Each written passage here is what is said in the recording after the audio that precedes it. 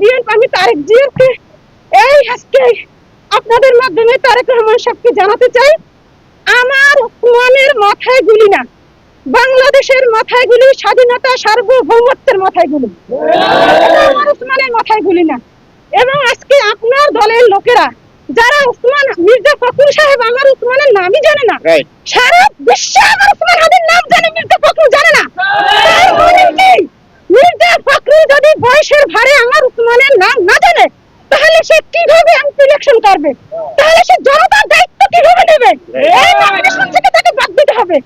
আর যদি সে ইচ্ছাকৃত ভাবে ভারতের মদত পুষ্ট হয়, কারোর সাথে নেগোসিয়েশন করে যে আপনি ওসমানের নামই বলবেন না, একটা এমন একটা ভান ধরবেন ওসমান ছিল যেন একটা কি, আপনি এটা করবেন, তাহলে ওকে বাংলাদেশে রাখার কোন ক্ষমতা কোন দলের নাই, তাকে জনগণ তাকে নামাই দেবে।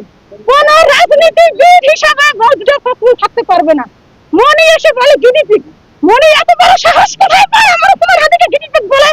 এত বড় অধিকার কি বাংলাদেশের আপনি রেখে দিয়েছেন?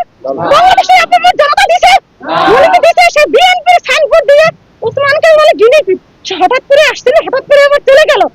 এই সমস্ত কথা যদি তারেক রহমান সাহেবকে উদ্দেশ্য করে বলতে চাই, সে এই মনি এই পাপিয়া সম্বন্ধে, মির্জা ফখরুল সম্বন্ধে কি ব্যবস্থা নিবে?